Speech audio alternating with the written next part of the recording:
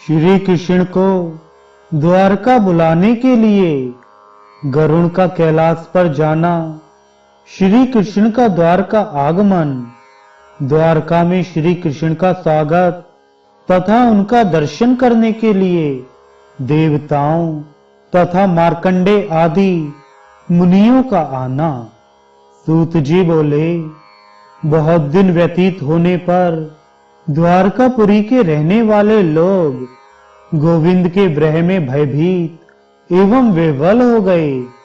तब पहले कृष्ण द्वारा छोड़ दिए गए बलवान गरुण उनको ढूंढते हुए उस हिमालय पर्वत पर गए।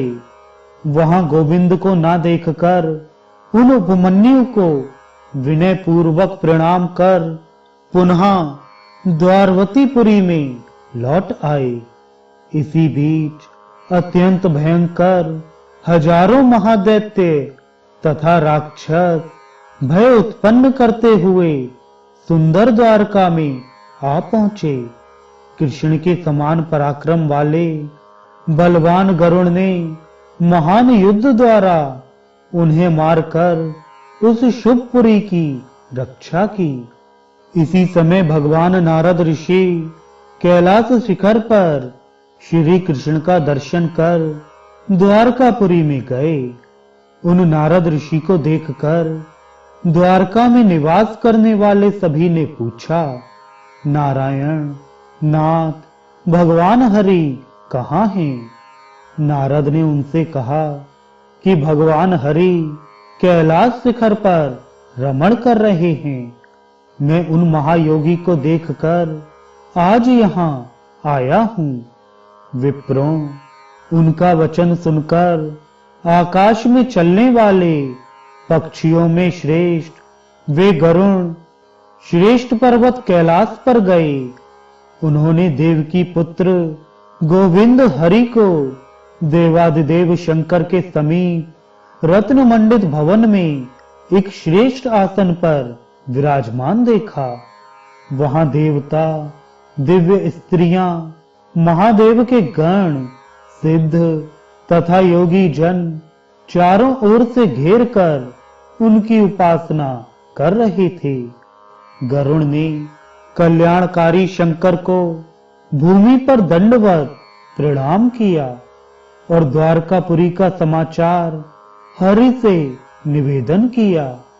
तदनंतर नीललोहित शंकर को विनय पूर्वक प्रणाम कर और उन हर की आज्ञा प्राप्त कर स्त्री समूहों द्वारा पूजे और अमृत के समान मधुर स्वाद युक्त वचनों से सत्कृत वे मधुसूदन श्री कृष्ण कश्यप पुत्र गरुण पर आरूढ़ हो अपनी पुरी को चले। शंख चक्र तथा गदाधारी शत्रुहंता महायोगी को जाते हुए देखकर गंधर्व तथा श्रेष्ठ अप्सराओं ने उनका अनुगमन किया। विश्वात्मा गोविंद हरि उन सभी अंगनाओं को विदा कर शीघ्र ही उस दिव्यपुरी द्वारवती को गए। मुनि श्रेष्ठों, उन मुरारी के चले जाने पर वे कामनियां चंद्रमा रहित रात्रि के समान शोभाहीन हो गईं।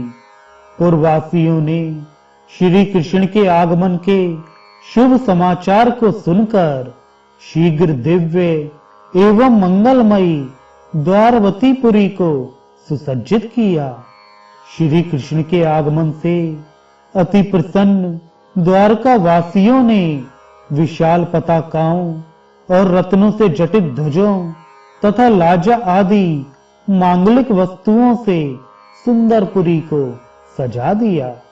मधुर स्वर वाले विविध वाद्यों, हजारों शंखों तथा वीणाओं को वे लोग बजाने लगे। गोविंद की शुभपुरी द्वारवती में प्रवेश करते ही युवती स्त्रियां मधुर स्वर में गान करने लगी। उन कृष्ण को देखकर वे नृत्य करने लगीं और महलों के ऊपर स्थित स्त्रियां वसुदेव पुत्र श्री कृष्ण के ऊपर फूल बरसाने लगीं। भवन में प्रवेश कर महायोगी कृष्ण आशीर्वादों से अभिनंदित होते हुए अत्यंत रमणीय शुक्ल वर्ण के मंडप में स्थित एक श्रेष्ठ आसन पर अपनी पत्नियों के साथ सुशोभित हुए। वे चारों ओर से शंख आदि प्रमुख पुत्रों तथा हजारों स्त्रियों से घिरे हुए थे। वैजंती माला से विभूषित उस रमणीय श्रेष्ठ आसन पर अच्युत श्री कृष्ण जामवती के साथ उसी प्रकार सुशोभित हुए जैसे देवी उमा के साथ महादेव। ब्राह्मणों, उन अव्यय तथा लोकों के आदि कारण श्री कृष्ण का दर्शन करने के लिए देवता, गंधर्व और पूर्वज मार्कंडेय आदि महर्षि वहां आए।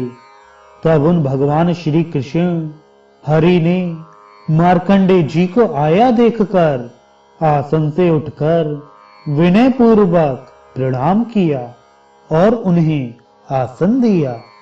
लंबी भुजाओं वाले हरि ने प्रणाम के द्वारा उन ऋषि गणों की पूजा करके और उनके मनोरथों को प्रदान करके उन्हें विदा किया। तदनंतर मध्याह्न काल में स्वयं देवादिदेव हरि ने स्नान कर शुक्ल वस्त्र धारण किए और हाथ जोड़कर सूर्य की आराधना की। दिवाकर सूर्य की ओर देखते हुए उन्होंने विधि पूर्वक मंत्रों का जप किया। उन देवेश्वर ने देवताओं, मुनिगणों और पितरों का तर्पण किया।